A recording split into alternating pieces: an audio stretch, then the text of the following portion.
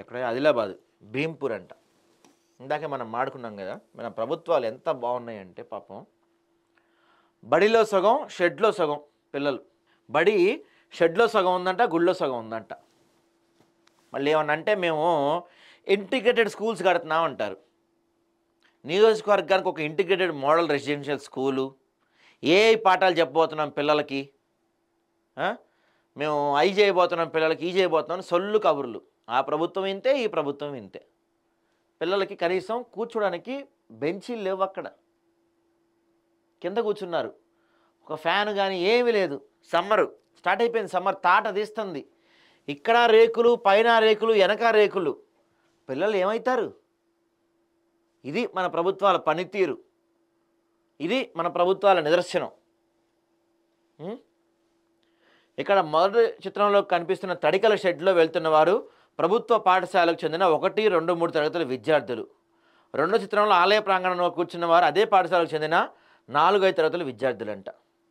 చూడండి, ఫస్ట్ 1, 2, 3 క్లాసుల వాళ్ళని పాపం దీంట్లో కూర్చోబెడుతున్నారు. కొంచెం అన్నా బెటర్గా ఉంటుంది కదా. చుట్టూ దీనికి ఒక ఇదేశారు కదా, దాన్ని ఏమంటారు, ఒక లాంటిది వేశారు. ఇక్కడ మొత్తం రేకులే కదా, చిన్నపిల్లలు కూర్చోలేరు పాపం అని చెప్పి కొంచెం పెద్దవాళ్ళని, అంటే 4th క్లాస్ 5th క్లాస్ వాళ్ళని కూర్చోబెడుతున్నారు. షేమ్ ఇది మాత్రం. ఈ వార్త నిజంగా షేమ్. ఎవరికి? రేవంత్ రెడ్డికి కావచ్చు, తెలంగాణ ప్రభుత్వానికి కావచ్చు, తెలంగాణ ప్రజానికానికి మొత్తం ఇదొక షేమ్ వార్త. ఇది సిగ్గుతో తలదించుకోండి, మీరు సిగ్గుపడండి. మీరు రాజీనామాలు చేయమని మేమేం పొలిటికల్ డైలాగులు కొట్టం, కానీ సిగ్గుతో తలదించుకోండి మీరు. ఒక్కసారి మనం ఎక్కడున్నాము, మన పరిస్థితి ఏంటి, మన స్కూల్, మన పిల్లలకి మనం ఎలాంటి స్కూల్స్ ఇస్తున్నాం, మన గవర్నమెంట్లు ఎక్కడున్నాయి అని సిగ్గుతో మీ మొహాన్ని మీరే ఊసుకోండి. నిజంగా మీ మొహాలు మీరే ఊసుకోండి. నాయకులు అందరూ కూడా, అది బీఆర్ఎస్ఆ, బీజేపీ, కాంగ్రెస్, ఎవడైనా సరే ఒకసారి మీ మొహాలు మీరే ఊసుకోండి సిగ్గుతో. ఏంటి, మేము చంద్రుడి మీదకి వెళ్తున్నాం, మేము 4th సిటీ కడుతున్నాం, మేము మూసిని మంచినీళ్ళగా మారుస్తున్నాం, నియోజకవర్గానికి ఒక ఇంటిగ్రేటెడ్ స్కూల్ కడుతున్నాం మేము అని చెప్పుకునే వాళ్ళంతా కూడా ఈ చిత్రం చూసి సిగ్గుపడండి మీరు ఒక్కసారి. ఎవడైతే గొప్పలు చెప్పుకుంటున్నాడో ప్రతి నాయకుడు కూడా మా బడ్జెట్ 1,00,000 కోట్లు, మా బడ్జెట్ 1000 కోట్లు, మా బడ్జెట్తో అక్కడ మా జీడిపి ఇంత, మేమంతా అని చెప్పుకుంటాం. ప్రతి ఒక్క రాజకీయ నాయకుడు ఈ ఫోటో చూసి మీ మొహాల మీద మీరే ఊసుకోండి ఒకసారి. లేకపోతే మీ ఇంట్లో పిల్లలు ఉంటారుగా, వాళ్ళని స్కూల్లో చేర్చండి. వద్దులే, పిల్లలు ఎవరికైనా పిల్లలే, పిల్లలు ఎవరైనా బాగుండాలి. ఇది ఎక్కడో మారుమూల గ్రామం కాదు, ఆదిలాబాద్ జిల్లా కేంద్రానికి ఆనుకొని ఉన్న మావల మండలం బట్టి సావర్గం పంచాయతీ దుబ్బగూడలోని దాజీనగర్లో పరిస్థితి. ఇక్కడ ప్రాథమిక పాఠశాలలో గతంలో అద్దె ఇంట్లో ఉండేది. అప్పుడు 38 మంది విద్యార్థులు ఉండేవారు. ఈ విద్యా సంవత్సరం ప్రారంభంలో ఇంటి యజమాని ఖాళీ చేయించడం, మరెక్కడా అద్దె భవనాలు దొరక్కపోవడంతో విద్యార్థుల తల్లిదండ్రులే తలో కొంత వేసుకొని తడికెలతో రేకుల షెడ్ ఏర్పాటు చేసుకున్నారు. ప్రస్తుతం 28 మంది విద్యార్థులు ఉన్నారు. షెడ్లో అందరూ పట్టకపోవడంతో పక్కనే ఉన్న ఆలయ ప్రాంగణంలో 2 తరగతులు నిర్వర్తిస్తున్నారు. వర్షాలు పడితే బడికి సెలవిస్తున్నారు. ప్రస్తుతం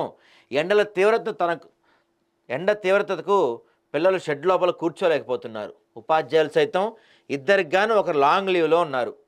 ఒక ఛాత్రోపాధ్యాయుడు శిక్షణలో భాగంగా పాఠాలు బోధిస్తున్నాడు. పక్కా భవనం నిర్మించాలని తాజాగా ప్రజావాణిలో విద్యార్థులు తల్లిదండ్రులు కలెక్టర్ రాజర్షాను కలిసి వినతిపత్రం అందించారు. అంటే ఎవరైనా వెళ్ళి ఒక వినతిపత్రం ఇస్తేనో చెప్తేనో తప్ప తెలియని దుస్థితిలో ప్రభుత్వం ఉంది. ఇంత దీనస్థితిలో మన ప్రభుత్వాలు ఉన్నాయి, ఇంత సిగ్గులేని స్థితిలో మన ప్రభుత్వాలు ఉన్నాయి. ఆదిలాబాద్ అంటే ఇది. ఎవరన్నా అంటే ఈ విషయం గురించి మాట్లాడదాం. ఎవరన్నా, నాదొక చిన్న రిక్వెస్ట్ అండి, మా వీడియో చూస్తున్న వాళ్ళందరికీ నాదొక చిన్న రిక్వెస్ట్. ప్రభుత్వాలు ఏం చేయలేవు, ప్రభుత్వాలు చేతగాని ప్రభుత్వాలు, చేతగాని వ్యవస్థలు మన అంతా.